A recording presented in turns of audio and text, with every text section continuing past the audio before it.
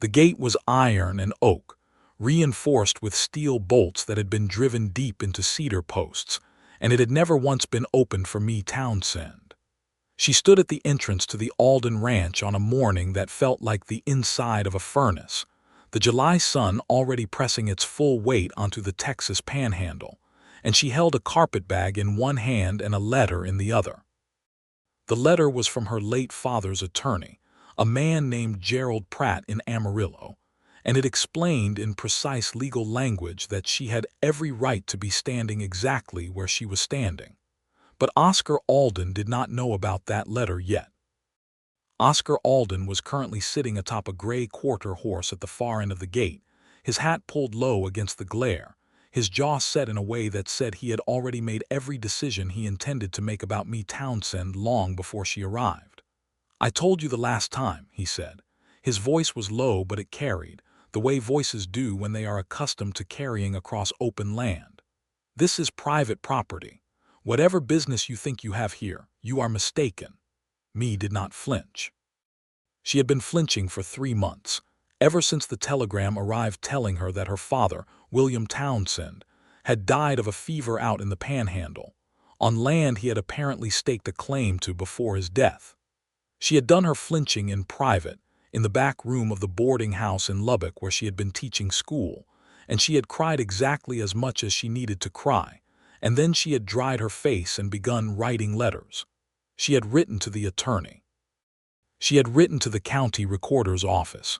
She had written to the land office in Amarillo, and every letter that had come back had confirmed the same impossible truth. "Mr.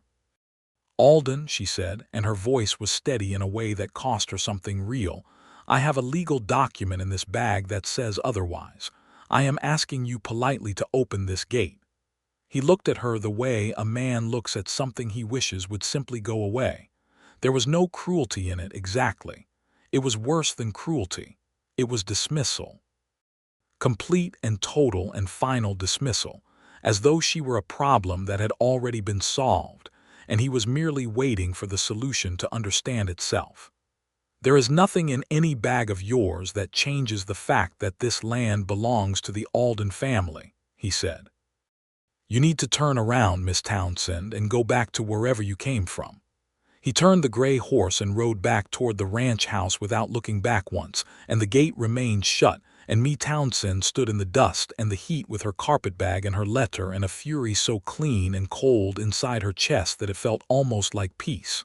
She turned around. She went back, but she did not go back to Lubbock. She went to Amarillo. And everything that happened between the moment her father had first sent her that letter from Texas, nearly 4 months before his death, and the morning Oscar Alden dismissed her at that iron gate, had been building to what was coming next, whether either of them understood it yet. William Townsend had arrived in the Texas Panhandle in the spring of 1882 with $40, a mule named Cordelia, and a surveyor's map he had ordered from a land office catalog. He was 53 years old and had spent the better part of his life chasing one failed venture after another, not out of laziness, but out of a stubborn, almost beautiful belief that the next thing would be the thing that finally worked. Mae had inherited his stubbornness and her mother's practicality, which meant she was a woman who believed deeply in possibilities, but refused to be destroyed when they did not arrive on schedule. Her mother, Clara, had died of consumption when Mae was 16, and from that point forward it had been just the two of them, father and daughter, moving from Missouri to Kansas to eventually Texas, with Mae teaching school wherever she could find a position and her father perpetually searching for whatever the next thing would be. She had loved him without reservation and also without illusion. She knew exactly what he was and what he wasn't, and she had grieved him with the same clear eyes she had used to love him. The letter he had written her from the Panhandle in the spring of 1883 had been the most excited she had heard him sound in years. He had filed a homestead claim on 160 acres adjacent to the Alden Ranch, under the terms of the Homestead Act of 1862, which granted settlers land in exchange for 5 years of cultivation and residency. He had already built a small structure on the land. He had already begun planting. The letter was full of his particular brand of enthusiasm, the kind that made her smile and worry in equal measure. He wrote that the land was good. He wrote that the Alden family owned the ranching operation to the east, and that he had met the eldest son, Oscar, who had been perfectly civil, if not warm. He wrote that he intended to run a few head of cattle and perhaps establish a small apple orchard if the soil proved suitable. 2 months later, he was dead. The fever had taken him in July of 1883, quickly and without mercy, the way fevers often do in that heat. Mae had received the telegram on a Tuesday and had sat very still for a very long time before she began to think about what came next. What came next, as it turned out, was complicated by the fact that the homestead claim her father had filed was not yet 5 years complete, which meant the land had not formally passed into his ownership under the terms of the act. But Gerald Pratt, the attorney in Amarillo who had helped her father with the paperwork, had found something interesting when he had begun reviewing the documents after William's death. Her father had not filed only under the Homestead Act. He had also, separately and quietly, purchased a 50-acre parcel of the same land through a private sale, recorded at the county recorder's office in the summer of 1882. He had paid cash. The deed was clear and legal and absolutely unambiguous. The problem was that Oscar Alden did not appear to know that this document existed. Or Mae had come to suspect during those 3 months of letters and waiting. He knew it existed and had decided that it did not matter because he did not believe a woman traveling alone from Lubbock posed any particular threat to his arrangement. That was the dark past she had walked into without knowing it. The land her father had purchased was not wilderness. It sat at the western edge of the Alden grazing range, and for the 10 months between William Townsend's death and Mae's arrival at the gate, Oscar Alden had been running his cattle across that land as though it belonged to him, because no one had contested it, and because the county recorder's office was 3 days' ride from the ranch, and because Oscar Alden was, by every account Mae had been able to gather, a man accustomed to the land simply being his. She did not hate him for it. She was not built for hate. But she intended to correct him, and she intended to do it legally and properly, and she intended to do it in a way that left absolutely no room for another dismissal at another gate. The ride to Amarillo took 2 days by stagecoach. Mae sat in the coach with a widow named Mrs.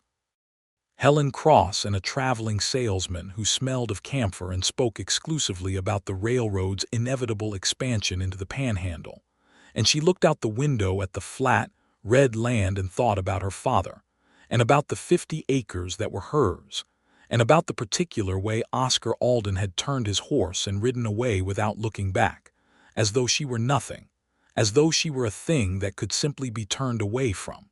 She was not nothing.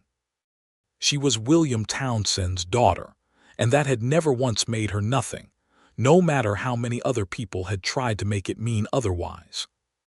Gerald Pratt was a small, careful man with a white beard and wire-rimmed spectacles, and he received her in his office on the 2nd floor of a brick building on Polk Street in Amarillo, with the particular warmth of a man who had been waiting for someone to show up and do exactly what needed to be done. He had known her father. He had liked her father, in the way that careful men sometimes like impractical dreamers, with a fond and slightly helpless affection. He was very specific in his instructions, Pratt told her, spreading the documents across his desk. If anything happened to him before the homestead claim was completed, the deed to the purchased parcel was to transfer immediately to you. You are, Miss Townsend, the legal owner of 50 acres of prime grazing land that the Alden operation has been using without authorization for the better part of a year. Mae looked at the deed. It was her father's handwriting in the signatures, careful and slightly uneven, the way his writing always was when he was being formal. She touched the edge of the paper and did not cry because she had already done that and because there was work to do. "What do I need to show Oscar Alden to make him understand?" she asked. Pratt smiled, small and precise. "Aside from the deed itself, I have prepared a notice of unauthorized use and a formal demand for cessation of trespass. Together, these documents give you the legal standing to proceed with an injunction if he refuses to acknowledge your ownership. But more practically, these documents represent the kind of thing that a man like Oscar Alden, who takes his legal standing seriously, will not be able to dismiss. He paused and looked at her over his spectacles. The question, Miss Townsend, is what you intend to do with the land once he acknowledges your ownership. She had been thinking about that on the stagecoach. She had been thinking about it through 2 nights of fitful sleep in a Lubbock boarding house and 3 months of letters, and a grief that had slowly transformed into something more purposeful than grief. She was 26 years old. She had been teaching school for 8 years. She was good at it, and she did not love it, not the way she loved the idea of land, of something solid and permanent that could not simply be moved to the next town when the school board decided they wanted a man in the position instead. I intend to live on it, she said. She spent 4 days in Amarillo, and in those 4 days she did several things that were necessary and several things that were harder than necessary. She went to the county recorder's office and obtained certified copies of every document related to the Townsend parcel. She visited the land office and confirmed the status of the original homestead claim, which was, as she had suspected, considered abandoned upon her father's death, since no heir had stepped forward to continue the cultivation requirement. The 50-acre purchase parcel, however, was entirely separate from the homestead claim and was not subject to any such requirement. It was simply hers. She also, in those 4 days, thought carefully about the hidden motive she had begun to suspect in Oscar Alden's behavior.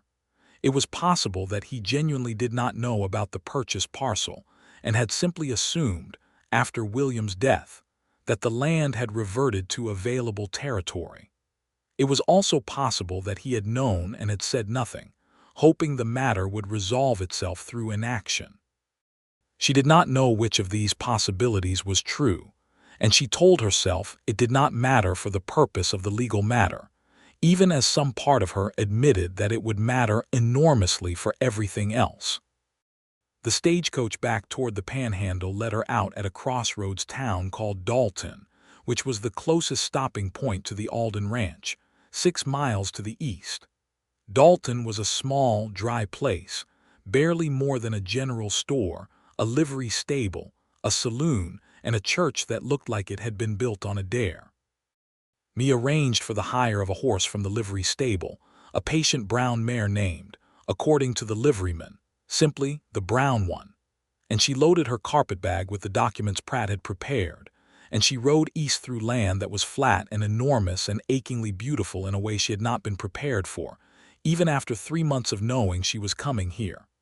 The Alden Ranch presented itself gradually. First, there were fence lines, running straight and purposeful across the landscape.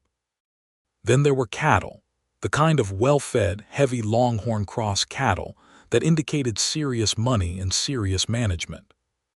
Then there was the main gate, iron and oak, reinforced and solid, and then there was Oscar Alden, not on his gray horse this time, but standing on the ground beside the gate with a coil of wire in one hand, clearly in the middle of some repair work, and Mae felt the strange shock of seeing someone familiar for only the second time, the way a person's actual dimensions reassert themselves after you have spent weeks imagining them.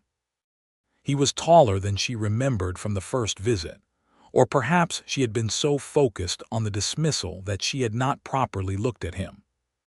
He was about 30 years old, broad across the shoulders in the way of men who worked with their bodies rather than their minds, with dark hair under his hat and a face that was weathered but not unkind exactly, or at least not unkind in the way that she had been rehearsing for 4 days. He saw her and his expression did something complicated, not quite surprise, more like a resignation that had learned to present itself as composure. "Miss Townsend," he said. "Mr. Alden," she said. She dismounted and tied the brown mare to the fence post, and she reached into her carpetbag and took out the documents, and she walked to the gate and held them out through the iron bars. He did not take them immediately. He looked at her face first, the way a man looks when he is trying to determine whether a situation is dangerous, and then he looked at the documents, and then he took them. The silence while he read was very long. A hawk turned slow circles overhead. The cattle in the near pasture regarded the scene with their great liquid eyes and found it uninteresting. Me stood straight and still and watched Oscar Alden's face as he read, and she watched the moment he found the deed, the moment he found the notice of unauthorized use, the moment he found the formal demand. His jaw tightened. Something moved behind his eyes that she could not name. He looked up. "This is legitimate," he said, and it was not a question. "It is," she said. "Certified copies from the county recorder. The originals are with my attorney in Amarillo." He was quiet for another moment. The hawk had found something in the far field and dropped from sight. The heat pressed down. Oscar Alden folded the documents carefully, with the particular care of a man who respects paper even when the paper is unwelcome, and he handed them back through the bars. Then he reached for the gate latch. He opened the gate himself. It swung wide, iron hinges groaning, and he stepped back, and Mae Townsend walked through onto Alden land with her carpetbag and her documents and her chin level, and her heart hammering so hard she could feel it in her throat. "The parcel is on the western boundary," he said. "I'll show you." He showed her. He rode the gray horse and she rode the brown mare, and they did not speak for nearly a mile, which gave me time to look at the land and understand in her bones why her father had loved it. The grass was good here, heavy and golden at the tips, and the soil under the horses' hooves was red and deep. There were 2 live oaks on the parcel, enormous and ancient, throwing shade across a section of ground that would have been perfect for the small structure her father had apparently built before the fever took him. The structure was still there, she saw, as they came over a low rise. A single-room cabin, nothing grand but solid, built from cedar planks and roofed with what looked like recently added shingles. She looked at the shingles. She looked at Oscar Alden. "Someone has been maintaining this," she said. Something shifted in his expression. "I had one of my hands re-roof it in the spring," he said. "The original roof was failing." "Why?" she said. He was quiet for long enough that she thought he might not answer. Then he said, "Your father built it well. It seemed a waste to let it go." She did not know what to do with that, so she filed it away and climbed down from the brown mare and walked to the cabin and opened the door. It was dark inside and smelled of cedar and dust, and there was a small iron stove in one corner and a wooden cot along one wall and a table with one chair. And on the table, she saw, was a small glass jar with a single dried wildflower in it. She stood very still and looked at that flower for a long time. She came back outside, and Oscar Alden was still on his horse, and he was watching her with an expression she could not read. "Your father left the flower," he said. "I didn't move it." Me looked out at the land, at the 2 live oaks, at the long golden grass running out to the fence line of the Alden range, and she thought about her father standing here in the spring of 1882 with his surveyor's map and his mule and his $40 and his impossible optimism, and she thought about how he had found something worth leaving a flower for, and she thought that he had been right about this land, even if he had not lived to prove it. "I'm going to stay," she said. Oscar Alden said nothing for a moment. Then, "The water situation on this parcel is manageable. There's a creek about 400 yards east on the edge of my property, but the access path crosses your land. We'd need to establish an easement." It was so practical. So immediately, entirely practical. And yet it was also the first thing he had said to her that acknowledged the reality of what was happening, that she was here and she was staying, and they were going to have to find a way to exist as neighbors, and she felt something ease in her chest that she had not known was tightened. "We'll need to talk about the cattle that have been grazing on this parcel," she said, equally practical. "For the past year at minimum." "Yes," he said, "we will." He turned the gray horse toward the ranch house and said, without looking back this time but in a tone that was entirely different from the first time he had not looked back, "I'll send a man over with supplies tomorrow. There's nothing in that cabin worth eating." Me watched him ride away, and this time the not looking back did not feel like dismissal. It felt like something else entirely, something she was not yet prepared to name, but that settled in her chest alongside the anger and the grief and the legal satisfaction, and sat there like an ember, quiet and persistent and warm. The first week on the parcel was the hardest week Mae had endured since her mother died. The cabin was structurally sound, thanks to Oscar Alden's mysterious re-roofing, but it was still a single room with a dirt floor and an iron stove, and approximately none of the things one needed for anything resembling comfort. Mae was not a woman who required comfort in the way of luxury, but she was a woman who required function, and the first 2 days were an exercise in discovering everything that did not function, beginning with the stove's flue, which was partially blocked and filled the cabin with smoke whenever she tried to light it, and proceeding through the water situation, which required a daily walk to the creek, and the sleeping situation, which was a wooden cot with a canvas stretched across it and no mattress, and the food situation, which was whatever she had brought in her carpetbag, and which ran out on the morning of the second day. True to his word, Oscar Alden sent a man over on the morning of the second day.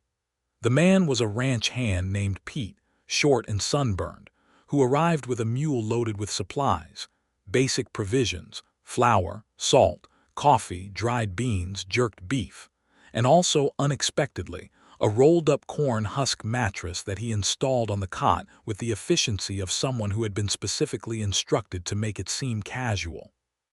"Mr. Alden says there's a hardware man comes through Dalton on Fridays," Pete said. "If you need anything for the cabin, he can order it." "Tell Mr. Alden I appreciate the supplies," Mae said carefully. "Tell him I'll discuss arrangements for payment when we have our meeting about the grazing." Pete looked at her with the particular expression of a man who has been told to do a simple errand and has found himself in the middle of something considerably more complicated. "Yes, ma'am," he said, and loaded himself back onto his mule and went away. The third day, Mae fixed the stove flue herself, using a length of wire she found in the cabin, and a method she remembered her father using on a similar stove in Kansas, and the satisfaction of sitting down that evening to a properly brewed cup of coffee, the first hot thing she had made in 3 days, was enormous and genuine and felt a little like victory. The fourth day, she walked the full perimeter of her 50 acres, alone in the morning, and tried to think about what she was going to do with it. She had enough money from her saved teaching wages to last perhaps 6 months without additional income. She needed income. The land was good for grazing, and she did not have cattle and could not afford cattle. She could plant. She had thought about an orchard, the same apple orchard her father had imagined, but orchards took years to produce. She needed something that would sustain her while longer-term plans developed. She was working through this problem on the walk back to the cabin, heading east across the edge of her property toward the creek, when she nearly walked directly into Oscar Alden. He was at the creek on his side of the easement line, crouched down looking at the water level, and he stood abruptly when she appeared through the brush, and they both stood very still for a moment in the way of people who have surprised each other and are deciding what the surprise means. "I was checking the water level," he said. "The creek runs low in August sometimes. Wanted to see where we were." "I appreciate that," she said, and she did, though she was not yet entirely sure why he was doing it.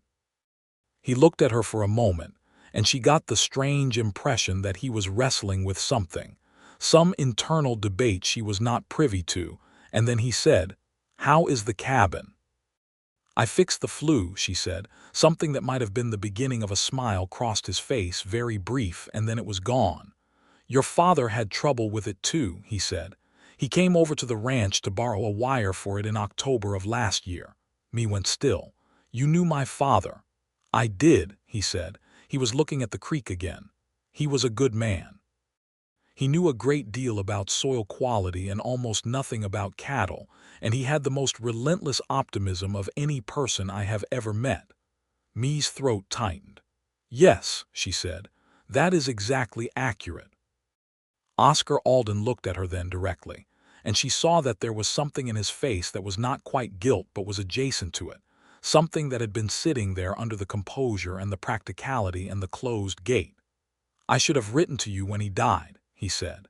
"He mentioned you.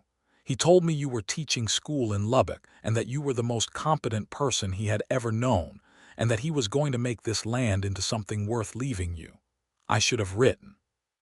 The sentence landed in Mae's chest with considerable weight. She was quiet for a moment, letting it settle. "Why didn't you?" she said, and she was genuinely asking, not accusing. He was quiet for long enough that a mockingbird made 3 different calls in the cedar brush beside the creek. Then he said, "I didn't know about the deed.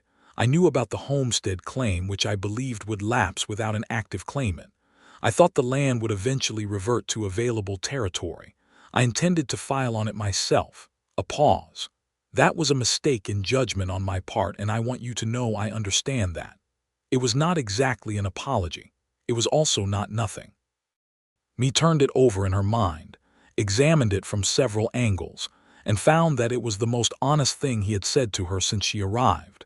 And that honesty, even when it arrived carrying a confession of self-interest, had a particular value she had always respected.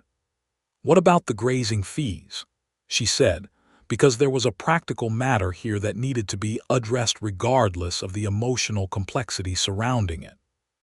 "I'd like to propose an arrangement," he said, and he had shifted entirely into the mode of a man conducting business, though some residue of the other conversation was still in his eyes. "Rather than a retroactive payment for the past year, which would be complicated to calculate fairly, I propose a formal grazing lease going forward. Your 50 acres would be incorporated into the western section of my range, and you would receive a fair per-head lease rate. This would give you steady income without requiring you to run cattle of your own until you're established." Mae thought about this. It was financially sensible. It was also, she recognized, a proposal that required her to trust him, which was complicated given the recent history of his gate being closed against her. "I want the lease drawn up formally," she said, "in writing, with fair market terms." "Agreed," he said. "And I want the right to terminate it with 60 days' notice if I decide to use the land differently." "Also agreed," he said. "And I want my name on the document," she said, because she had been in enough situations where a woman's verbal agreement was honored, and her written agreement was overlooked to understand the importance of the distinction. "Miss Townsend," he said, and there was something in his voice that was very nearly offended, "your name is already on every document that matters. I don't intend to change that." She looked at him for a long moment, this man who had closed a gate against her and maintained a dead man's roof and sent supplies without being asked, and was now proposing a fair lease arrangement in a tone that had moved from dismissal to something she was running out of words to describe. "Then we have a basis for an arrangement," she said. He nodded. He started to turn back toward the ranch, and then turned back, which was different from before, when the turning away had been final. "There's a meeting of the County Agricultural Association in Dalton on Saturday," he said. "If you intend to establish yourself on this land, it would be useful for you to meet the other landholders in the area. I could ride with you." It was so casually offered that she almost missed the significance of it. Oscar Alden, who ran the largest cattle operation within 30 miles, who had closed his gate against her twice, was offering to ride into town with her and introduce her to the people she needed to know. It was a gesture of considerable social weight in a world where a woman living alone on 50 acres with no cattle and no male relative to vouch for her was at the mercy of the community's willingness to take her seriously. She understood what he was offering. She understood what it cost him to offer it, not in pride exactly, but in the admission that he had been wrong and that being wrong required a correction more substantial than a formal lease agreement. "I'll be ready at 8, she said. He nodded once and went back through the brush toward his side of the creek, and Mae stood by the water for a while longer, listening to the mockingbird go through its repertoire, thinking about the dead wildflower in the jar on the table, and the mattress rolled up and installed on the cot, and a man who had known her father and had failed to write her a letter, and had spent the better part of a year. she suspected, being quietly troubled by that failure. The Saturday meeting in Dalton was illuminating in ways she had not expected. She had been prepared for skepticism. She was a woman alone on 50 acres with a legal document and a lease arrangement, and no particular standing except what she had established herself. And the Texas Panhandle in 1883 was not a place that made that easy. What she had not been entirely prepared for was Oscar Alden, who rode beside her on the 6-mile trip to Dalton and spoke to her about the land and the cattle and the creek levels, and the coming dry season with the focused attentiveness of someone who had decided she was worth speaking to seriously. And the way that attention felt, after months of fighting for the right to be taken seriously at all, was something close to relief. He introduced her to the assembled farmers and ranchers with a simplicity that gave nothing away and everything necessary. Mae Townsend. She's taken up on the 50-acre parcel to the west of my range, William Townsend's place. She's a capable woman and a good neighbor, and I expect you'll all be seeing her at these meetings regularly. The word capable, she noticed it. She tucked it away. Among the people she met that Saturday was a woman named Clara Birch, about 50, who ran a small farm operation to the north and who took one look at me and made an immediate assessment that turned out to be entirely correct. "You need a kitchen garden and a milk cow," Clara said. "I can help you with both. I have extra seedlings I was going to thin, and a heifer I've been meaning to sell for 2 months." Me bought the heifer on credit and took the seedlings with gratitude and walked away from that meeting with a clearer picture of her actual situation than she'd had at any point in the previous year. She was in a better position than she'd feared and a harder position than she'd hoped, and both of those things were manageable. On the ride back from Dalton, the sun was lower and the heat was slightly less murderous, and Oscar Alden was different than he had been on the morning ride. Not more relaxed, exactly, because she was not sure he ever relaxed in any conventional sense, but more present, as though the morning's formality had served its purpose and could now be set aside. "You grew up moving," he said, not a question. He had spoken with some of the other landholders about her, and she understood he had learned something from those conversations. "Missouri, then Kansas, then Texas," she said, "roughly every few years. And this is the first time you've stopped," he said. She thought about it. "Yes," she said, "this is the first time." "Why here?" he said. "Why this particular land?" She was quiet for a moment. The horses moved steadily along the track, raising small red dust clouds. "Because my father chose it," she said, "and he was right about it, even if he didn't live to see that he was right. And because I am tired of moving."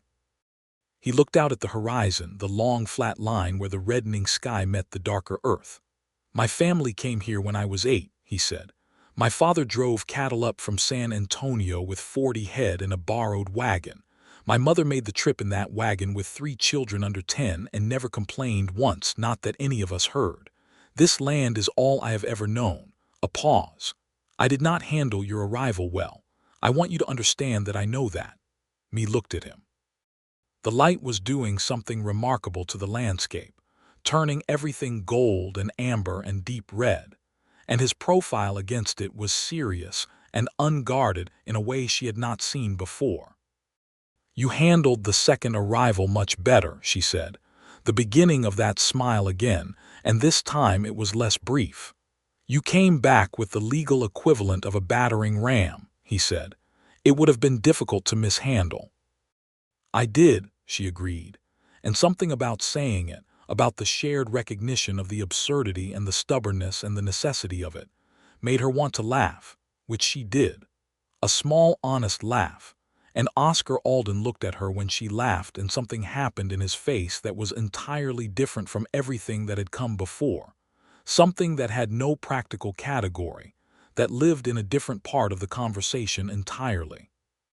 He did not say anything, but he kept looking, and then he looked back at the road, and they rode the rest of the way in a silence that was not empty.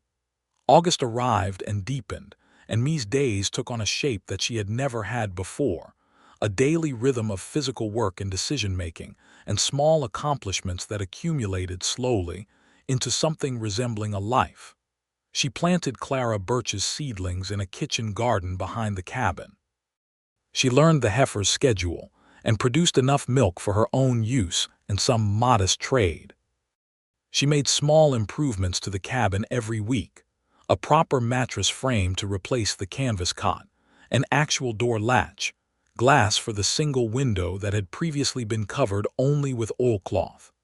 And Oscar Alden came to her fence line with increasing frequency on a variety of practical pretexts that both of them were beginning to recognize as pretexts. First, it was the lease agreement, which needed to be signed and required a meeting to go over the final terms, during which they sat at the one table in the cabin and went through the document together, and me asked sharp questions about 3 different provisions and Oscar answered them precisely and amended 2 of them on the spot.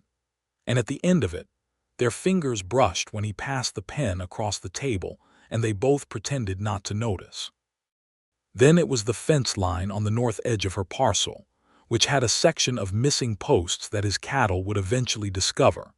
And he came over on a Tuesday morning with 2 ranch hands, and they replaced the posts while me made coffee and carried it out to them. And when the hands had gone back to the ranch and Oscar was still standing at the fence line looking at his own range from the outside, she stood beside him and they talked about cattle prices and winter forage and the railroad's expansion plans and what it might mean for the region.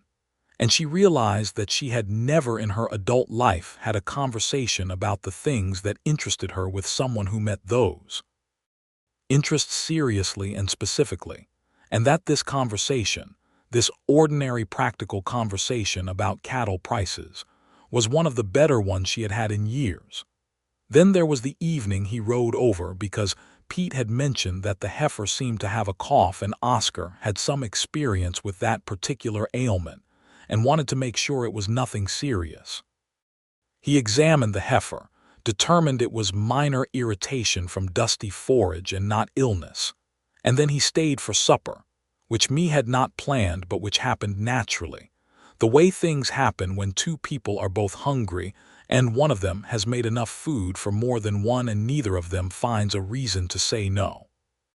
They ate dried beans and cornbread and coffee at the small table in the cabin, and the lamp threw warm light on the walls, and Oscar Alden ate with the focused appreciation of a man who had been eating ranch house cooking for years and had forgotten, perhaps, what it tasted like when someone made it with attention. He told her about his parents, his father Daniel, who had built the Alden operation from 40 head to nearly 3,000 over 30 years, and died in the spring of 1881, 2 years before William Townsend arrived on the adjacent parcel, and his mother Margaret, who still lived in the ranch house and who was, by his description, an extremely formidable woman with specific opinions about how things should be done. She knew your father, he said. She liked him. She thought he was impractical but charming and that the land would either make him or break him. A pause. She was upset when he died. She wanted me to write to you. The sentence settled quietly in the lamplight. But you didn't, me said. But I didn't, he said. He was looking at his coffee cup. I had decided I was going to file on the land. I told myself it was the practical choice, that a woman in Lubbock teaching school was not going to come to the panhandle and work 50 acres alone, and that the land would be better used as part of an operation that could sustain it properly. He looked up. I was wrong about what you would do. And I was using a practical argument to justify something that was not entirely practical in its motivation. What was it in its motivation? She said carefully. It was easier, he said simply. Not writing was easier than writing. And I told myself the practical reason so I wouldn't have to think too hard about what I was actually doing. Me was quiet for a long time. Outside, the night was enormous and the stars were extraordinary, the way stars are in places where the land is flat and the light from other people's lives is very far away. She thought about her father's flower in the jar. She thought about the re-roofed cabin. She thought about the gate swinging open. Thank you for telling me that, she said. He looked at her with an expression that was bare and direct and slightly startled, the way people look when they have said something more honest than they intended and find that the honesty has been received without punishment. "I should get back," he said, and stood and put his hat back on and went to the door and then turned and said, "My mother would like to meet you. She'll say she has practical reasons." "Does she have practical reasons?" Mae said. "No," he said. "She has heard about you from Pete and from Clara Birch and from half the County Agricultural Association, and she is not a woman who waits long to form an opinion." Mae smiled. "Tell her I'll come over on Thursday." Margaret Alden was everything her son had suggested, and a number of things he had not thought to mention. She was 62 years old and entirely formidable, as described, with silver hair and dark eyes that were unmistakably Oscar's, and a manner of speaking that made everything sound both extremely reasonable and entirely final. She received me in the ranch house parlor, which was large and well furnished by panhandle standards, with horsehair chairs and a real fireplace, and curtains on the windows that had been ordered from a catalog, Mae estimated, about 10 years ago and never replaced because they did their job adequately. "Your father told me about you," Margaret said after they had sat down and the hired woman had brought coffee. "He said you would come eventually. He was very certain about it." "He was certain about a great many things," Mae said. "He was right about most of them," Margaret said, "including this land." She regarded me with those dark eyes. "My son has been out to your parcel 4 times in the past 3 weeks on what he describes as practical business." Mae kept her expression neutral. "There has been practical business." "Me," Margaret said, with the directness of a woman who has spent 60 years with no time to waste, "I am not going to pretend to have a conversation with you about practical business when I am clearly having a conversation with you about my son. He is 31 years old, and this ranch requires a future. He has not shown interest in any woman in this county in the 4 years since the matter with Elaine Forsythe." Mae filed away the name Elaine Forsythe for later examination. "What was the matter with Elaine Forsythe?" she said, because she had discovered through her years of teaching that the best response to a direct person was an equally direct question. Margaret's expression acknowledged this as the correct approach. "Elaine Forsythe was the daughter of a rancher in Lubbock County who came here 3 summers ago with every intention of being an appropriate match for Oscar, and she was intelligent and perfectly capable, but she wanted the ranch on her terms and Oscar on her terms and all of it on her terms, and the matter of terms became irreconcilable. She went back to Lubbock." A pause. "She married a lawyer 6 months later, which I think suited everyone better in the end." "What were her terms?" Mae said, still direct. "She wanted Oscar to be different from what he is," Margaret said. "She wanted him to be softer and more demonstrative and less consumed by the land, and Oscar cannot be those things without ceasing to be Oscar. He is a man who shows what he means through what he does, not what he says. He re-roofed your father's cabin. He sent supplies. He introduced you at the agricultural meeting. He proposed a fair lease." She looked at me steadily. "I suspect you understand what I am telling you." Mae was quiet for a moment. She was thinking about how she had catalogued each of those actions already, separately, and about how they had sat in her chest alongside the ember she had first noticed when he rode away after opening the gate. "I understand what you're telling me," she said. "I am not entirely sure what to do with it." Margaret smiled, and in that smile she was young for a moment, or rather she was fully herself in a way that age and time had not diminished. "You don't have to do anything with it," she said. "You are already doing what you need to do. You are here. You are staying. You are building something real on that land." She refilled their coffee cups. "The rest will come at whatever pace it comes." The rest came, as it happened, at the pace of a Texas summer becoming a Texas autumn, which is to say gradually, and then suddenly. There was a thunderstorm in late August that produced 2 hours of hard rain, and then a secondary storm the following afternoon that sent flash water down the dry creek bed, so fast it overtopped the bank and threatened the low corner of Mae's kitchen garden. She was out in it before she had fully registered what was happening. in the driving rain, trying to build up a small earthen berm to redirect the water. And she had gotten about halfway through this project when Oscar appeared out of the rain on his gray horse with 2 ranch hands behind him, and all 4 of them spent the better part of an hour in the rain moving dirt and building up the berm until the garden was saved. When it was done and the hands had gone back and the rain had slowed to a steady drizzle and they were both soaked through entirely, Mae looked at Oscar Alden in the gray, soft light and thought that he was perhaps the most reliably present person she had ever known. "You don't have to keep doing this," she said, gesturing vaguely at the berm and the garden and the general situation. "I know," he said. "I can manage," she said. "I know that too," he said, and there was no argument in his voice, no implication that she couldn't. Just a flat acknowledgement that she was capable and had always been capable, and his being here was not about her capability. She looked at him for a long moment in the drizzle. "Why then?" she said. He was quiet for several seconds. The gray horse shifted and settled. "Because I want to," he said finally, as though it were a confession he had been examining from multiple angles and had finally determined to be simple enough to say out loud. "Because I have wanted to for some time now, and I have been proceeding carefully, because I handled the beginning of this so badly that I did not feel I had any right to proceed quickly." Mae's heart was doing something irregular and entirely inconvenient. "You maintained a dead man's roof for months before I arrived," she said. "That is not nothing." "No," he said.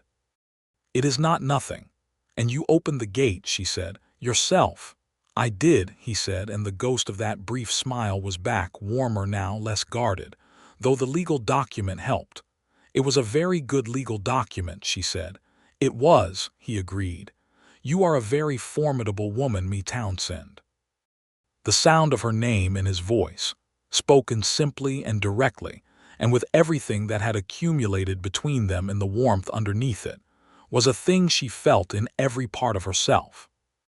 "Oscar," she said, and then she did not continue the sentence because there was nothing she needed to add to it, because she was discovering that he was right, that some things were fully communicated through the way you said a person's name when you had arrived, finally, at the place where their name was simply their name and not a formality.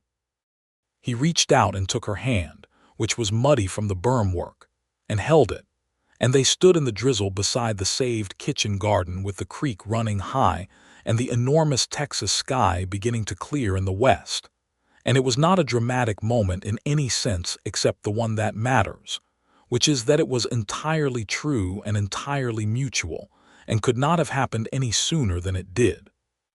September brought cooler mornings and the beginning of a courtship that was conducted with the same practical thoroughness that characterized everything Oscar Alden did, which meant it was also, in its own way, deeply romantic, because there is a particular romance in being known accurately and chosen specifically, in being seen without flattery or performance, and still found worthy of every morning ride and shared supper and long conversation under stars. He came most evenings, after the ranch work was done. Sometimes he brought things, wood for the stove, wire for the fence, a book he thought she might like, because he had observed in the first week of the lease negotiation that she had 2 books in her carpetbag and had read them both twice. Sometimes he came with nothing but himself, and they sat outside the cabin in the last of the evening light and talked about everything, about the land and the community and the history of the territory and her years of teaching school and his years of building the ranch and the things they had each wanted and the things they had each given up wanting and the things they had not yet wanted because they had not yet been possible. He told her about the dark years after his father died, when the ranch had nearly failed because of a combination of bad weather and falling cattle prices, and the weight of running an operation of that size without the man who had been its center, and how he had made himself into the kind of man who could hold it together through sheer will and refusal, and how that had cost him certain things, a softness, a readiness to trust, a willingness to need. She told him about her mother's death and the years after it, The constant moving and the constant starting over and the discipline of finding something worthwhile in each new place because the alternative was despair, and how she had become very good at beginning things and had never before had the chance to stay long enough to find out what they became. "You stayed," he said one evening. "I stayed," she said. "Because of the land," he said, testing it. She looked at him. "Because of the land," she said, "and because of several other things that became apparent after I arrived." He reached over and took her hand in his, as he had begun doing in the evenings, with a naturalness that had developed so gradually, it was impossible to say exactly when it had begun to feel inevitable. "I want to ask you something," he said. She waited.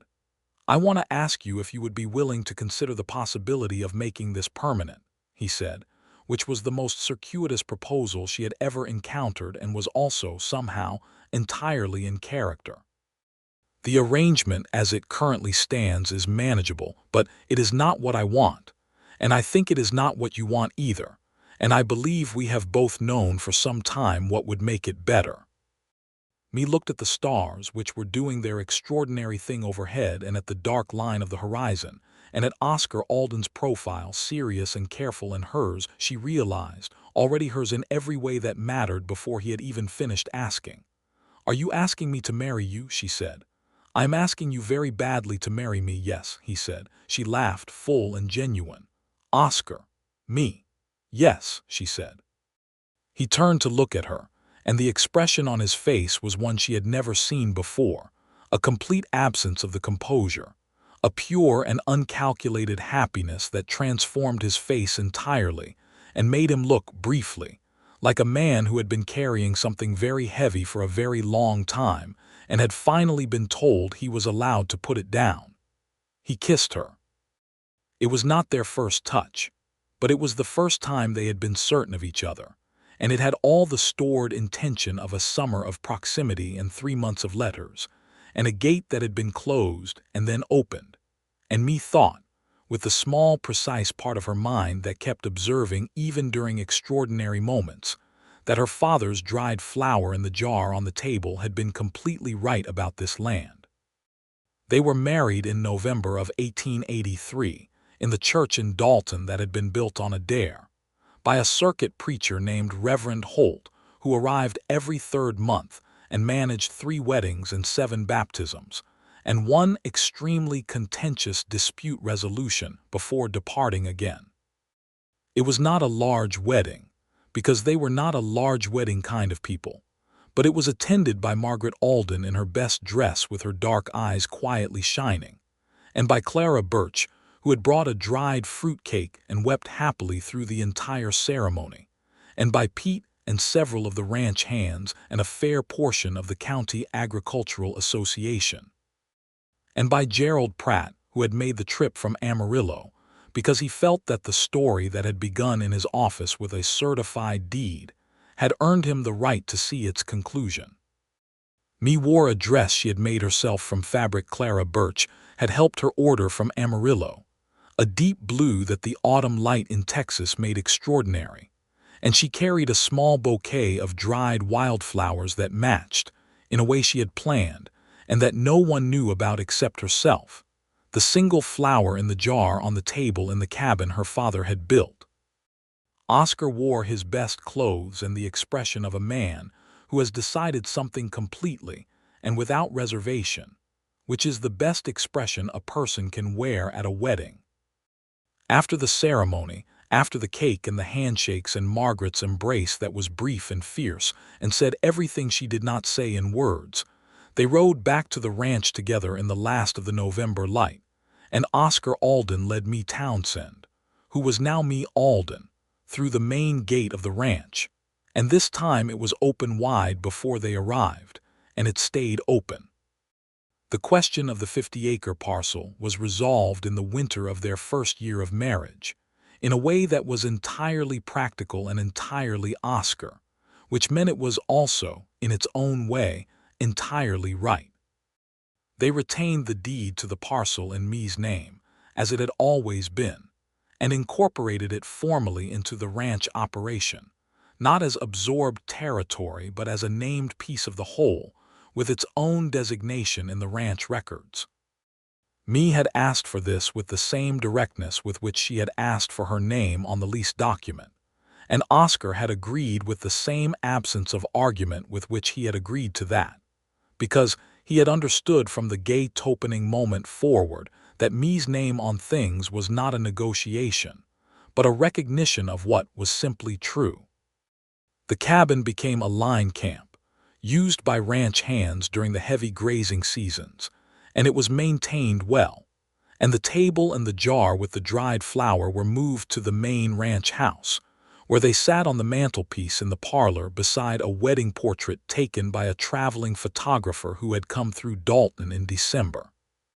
The winter was hard, as winters in the panhandle are hard, cold and dry and long, and Mae discovered in those months that she loved the ranch house in winter the way she loved the cabin in summer, for the particular quality of being warm and sheltered while the enormous cold world was just outside. She and Oscar and Margaret lived in a careful and increasingly comfortable domestic arrangement, three people who were each highly opinionated about different things, and therefore rarely in conflict about the same thing at the same time, which Margaret declared to be the secret of a functioning household. Margaret taught me what she knew about the ranch operations and the community and the particular rhythms of the panhandle year, and Mae taught Margaret, quietly, some things about keeping accounts that made the ranch's bookkeeping considerably more efficient, and they arrived in the spring at a mutual respect that had the texture of affection and was perhaps, in its own way, love. In the spring of 1884, Mae discovered she was expecting their first child. She told Oscar in the kitchen garden, on a morning in April when the seedlings Clara Birch had given her the previous spring were coming back on their own from the previous year's planting, which was the kind of stubborn persistence Mae had always appreciated in growing things. She told him simply and directly, because she had never learned to tell important things any other way, and Oscar Alden, who was not a demonstrative man in the conventional sense, stood very still for a moment, and then took her face in both his hands with a gentleness that was entirely at odds with the hands themselves, which were large and calloused, and had spent 30 years working rough land, and he said nothing for a long moment, and did not need to. "A boy," he said finally, with the particular confidence of someone who has decided something rather than predicted it. "That is not how it works," Mae said, amused. "I know," he said. "A boy," he was right. Their son was born in December of 1884, just before Christmas, in the ranch house with Margaret present, and a doctor who had made the trip from Dalton in a cold that turned his mustache to frost. They named him William Daniel, for Mae's father and Oscar's father, and he was a large, healthy baby with his mother's eyes and his father's expression of complete assessment, which he deployed on the world from approximately the first hour of his life. Margaret held him with an expression that Mae had never seen on her face before, entirely unguarded, entirely soft, every wall she had built across 62 years of formidable living simply gone, and Mae thought that William Daniel had accomplished something in his first hour that most people could not manage in a lifetime. The years that followed were good years, the kind of years that do not make for dramatic stories but that are the actual substance of a life, full of work and weather, and the incremental building of something real and lasting. Oscar expanded the herd. Mae established the apple orchard her father had imagined, planting the first 20 trees in the spring of 1885 and the next 20, the spring after that, and she was proved right that it would take years. But the first small harvest in the autumn of 1889 was worth every one of those years. Tart green apples from trees planted in her father's memory on land he had chosen for exactly this purpose. Their second child, a daughter they named Clara after Clara Birch, who had died peacefully in the winter of 1887, arrived in 1886 with the same decisive quality as her brother and a louder voice. Their third, another boy, Daniel, arrived in 1889, the year of the apples, which Mae always considered a good omen. Through all of it, Oscar was exactly what Margaret had told her he would be, a man who showed what he meant through what he did. He maintained fences and managed cattle and made decisions that built the ranch's future. And he also appeared without being asked when the orchard needed irrigation, and drove the supply wagon himself when me needed things in Dalton, and sat in the evenings with William on his knee reading from the same books me had once carried in her carpetbag. He was not easy exactly because he had opinions and they were strongly held and he was not quick to change them. But he listened when me spoke, actually listened, and she had discovered that this, the real listening, was rarer and more valuable than almost anything else a person could offer. He told her once in their third winter together, after the children were asleep, and the house was quiet, and the fire was low, and they were sitting together in the specific warmth of two people who have made a home, that he thought about the morning she had come back with the documents, the second time, the morning he had read the deed, and understood that he had been entirely wrong and that she had been entirely right, and the particular quality of that moment. Standing at the gate with the documents in his hand, and a woman who had ridden 2 days in a stagecoach and 2 days back to prove a point she should never have had to prove. "What did you think?" she asked, in that moment. "I thought you were the most stubborn person I had ever encountered," he said. "That is not romantic," she said. "I also thought," he said, "that I had never seen anyone more certain of what they were entitled to and more restrained in how they claimed it. You could have been angry. You had every right to be, but you were just clear, just absolutely, completely clear." She looked at him. "I was furious," she said. "I know," he said. "That made the restraint more impressive." She laughed. He was watching her with that expression she had collected like something precious over the years, the one that had no practical category, that was simply and entirely his feelings about her without a layer of composure over them. "I should have written," he said, which was the thing he said perhaps once a year, not out of guilt, exactly, which would have made it tiresome, but out of a kind of honesty that needed to be said to remain true. "You opened the gate yourself," she said, which was what she always said back to him, and which was also always exactly true. In the summer of 1892, Gerald Pratt made another trip from Amarillo to the Panhandle, for a different purpose than the first. He was 70 years old and had retired from his practice, and was traveling through the territory to see the places he had helped shape over the years of his work, which had included a great deal of homestead documentation and deed recording, and the small, precise work of making legal things clear. He came for dinner at the Alden Ranch house on a July evening that was less murderous than the July evenings me had first experienced on this land. Or perhaps she had simply adjusted to the heat in the way of someone who has chosen to belong to a place. They sat on the porch after dinner, me and Oscar and Margaret, who was 71 and entirely unchanged in the ways that mattered, and Gerald Pratt in his traveling suit, and William was 8 years old, and sitting on the porch railing with the particular attentiveness of a child who understands that the adults are talking about something important, and Clara was 6, and had fallen asleep on the porch bench with her head on Margaret's lap, and Daniel was 3, and had been carried to bed an hour ago.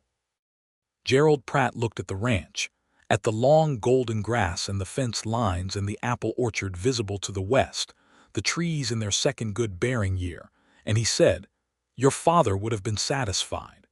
Me looked at the orchard and thought about William Townsend with his $40 and his mule named Cordelia and his surveyor's map, and about the dried wildflower that was still in its jar on the mantelpiece behind her. "He would have been more than satisfied," she said. "He would have been insufferably pleased with himself. He earned the right to be," Gerald Pratt said, and she thought he was right about that. Oscar reached over and took her hand in the way he had taken it that first evening in the rain beside the berm, the same naturalness, the same complete ease of it. She felt the rough familiarity of his hand, and thought about all the evenings this hand had been in hers, and all the work it had done between one evening and the next, all the fence posts and cattle drives and apple tree stakes and cradles rocked, and she thought that the Texas Panhandle at sunset was perhaps the most honest light she had ever seen, the kind of light that did not flatter and did not deceive, and simply showed everything exactly as it was. William, from his perch on the railing, was watching her and his father with the bright-eyed attention he always brought to the business of his parents, the particular attention of a child who has grown up in a house where love is not performed but simply present, woven into the ordinary fabric of every day. "Mama," he said, "tell about the gate again." Mae looked at her son. She looked at Oscar, who was wearing that expression again, the one she loved most. "Again," she said. "Again," William said with 8-year-old authority. Mae settled back in her chair and looked out at the land, at the apple trees standing straight and green in the evening light, at the long fence lines running out to the horizon, at the iron and oak gate at the far end of the main drive, standing open as it had stood open for every day of the past 9 years. "Your grandfather came to this land," she began, "with $40 and a mule and a map, and he fell in love with it the way a person falls in love with the thing that is exactly right for them, immediately and completely. He built a cabin and planted a garden and left a flower in a jar on the table, and he died before he could see what his love for this land would become. And I came to find what he had left me, and at the gate there was a man on a gray horse who told me to turn around and go home, and I looked at the gate and I looked at that man, and I thought, I have not come this far to be sent away by a gate." Oscar made a small sound that in anyone else would have been a laugh, and in him was still the ghost of that smile, which after 9 years had become slightly less a ghost and slightly more a real smile, worn in naturally. "So I went and I found the proof of what was mine," Mae continued, "and I came back, and I stood at the gate with the proof in my hand. And the man on the gray horse read what I had brought, and he read it carefully, because he was a careful man, and when he was done, he did not argue and he did not close the gate tighter. He opened it himself. He got down off his horse and he opened it himself, and he said, 'I'll show you the parcel,' and he showed me the parcel, and on the parcel was the cabin my father built with a flower in a jar on the table." The sun was very low now, painting everything that gold that was the Panhandle's particular genius, and the orchard stood in it, and the ranch house stood in it, and Oscar Alden's face was in it, and William's were wide and still and drinking in the story he had heard a dozen times, and that got better, Mae thought, every time. "And then," William said as he always said. "And then," Mae said, "I stayed." She felt Oscar's hand tighten on hers, just slightly, just enough, the way it did every time she said those words in the telling of this story, as though every single time they still arrived somewhere they could not help but feel the full weight of, the good weight, the kind that did not press down but held things in place. The evening settled around the porch, full of cricket song and the distant lowing of cattle and the smell of the apple orchard carrying on the small evening wind, and Clara slept on Margaret's lap, and William finally climbed down from the railing and settled against his father's side, with the complete boneless trust of a child who has never had reason to hold himself up when his father is there. And Gerald Pratt looked at all of it with the satisfaction of a man who deals in documents and deeds and has seen, over a long career, how many of those documents contain within them the seeds of futures that no one involved could quite imagine at the time of the signing. The deed to 50 acres. Certified copy. A woman with a carpetbag, an iron gate, everything that had grown from those seeds was here on this porch in this evening in these hands. It was more than enough. It was precisely everything. The apple orchard reached its full bearing in the autumn of 1893, the year William turned 9 and Clara 7 and Daniel 4, and the harvest was substantial enough that Mae contracted with the general store in Dalton to carry their apples through the season, and the year after that with a distributor who made the circuit of the Panhandle towns, and by the middle of the decade, the orchard had become a real source of income separate from the cattle operation. The thing Mae had been building toward since she had planted the first 20 trees in the spring of her second year on the land. It was hers in the specific way that few things had ever been hers before. Not separate from the ranch, which was theirs, hers and Oscar's entirely, every fence post and cattle head and account ledger jointly tended and jointly understood. But the orchard was the thing she had imagined into existence from her father's dream, and every autumn when she walked through the rows of trees with baskets, and the children trailing behind her, and the air smelling of ripe apples and cooling weather, she thought about William Townsend with his surveyor's map, and felt the satisfaction of a promise fulfilled, even one that had never been spoken aloud.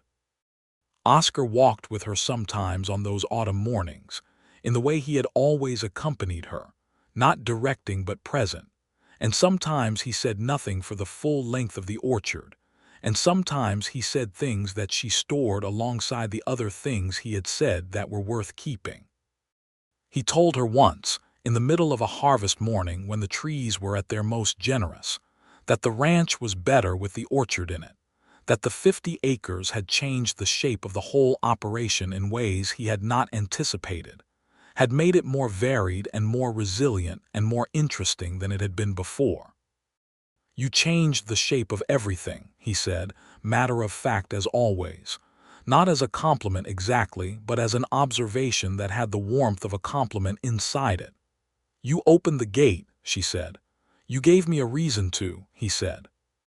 Their fourth child, a boy named James, arrived in the spring of 1895, and with him came the particular chaos and joy of a household that had found its rhythm, and then been beautifully disrupted by an infant who had, from the first, a personality so large and emphatic that Margaret, who was 74 that year and remained entirely herself, declared that he had clearly inherited the best qualities of both families and the volume of neither, which was demonstrably untrue.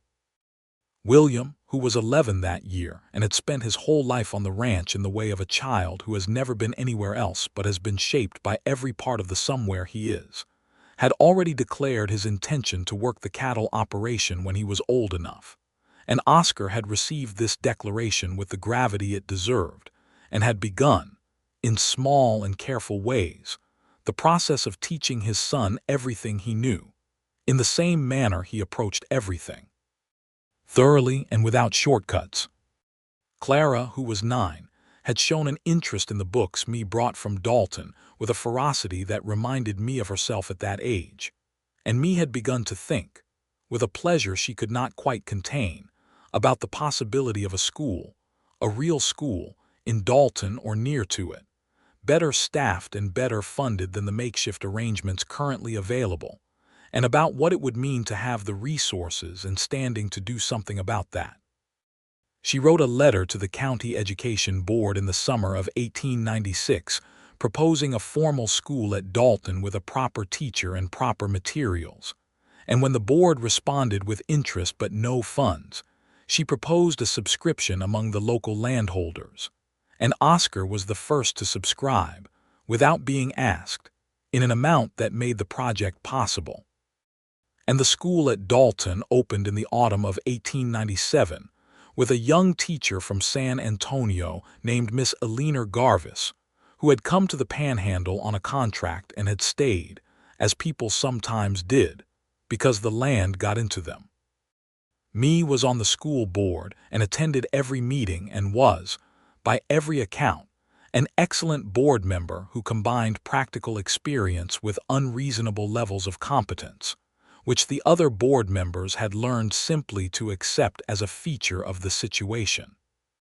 The century turned in 1900, and William was 16 and Clara 14, and Daniel 11 and James 5, and the ranch was as large and solid and well run as anything in the county.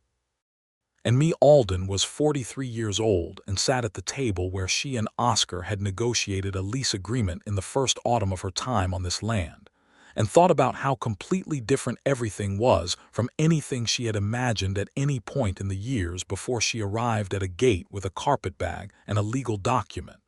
She had not imagined this. She had not imagined staying. She had imagined, perhaps, something like independence, something like permanence, something like the 50 acres being enough. She had not imagined that the 50 acres would turn out to be the beginning of something much larger, or that the man on the gray horse would turn out to be the other half of everything she was building, or that the apple orchard would bear fruit every autumn in the particular way it did, generously and consistently, and with that specific scent of completion. On the evening of the first day of the new century, they stood on the porch again, the 4 children in various states of wakefulness, Margaret at 80 still formidable and present, and me looked out at the land in the January cold, and thought that she and her father were a great deal alike, and that the difference between them was not in the quality of their dreams but in the accumulation of the years, in the staying. He had been right about the land. She had been right to come. Oscar had been right to open the gate. Everything that had needed to be true had turned out to be true, and here they all were in the cold, clear first night of a new century, alive and whole on land that had been chosen with love and defended with legal documentation, and built with every kind of work and stubbornness and care.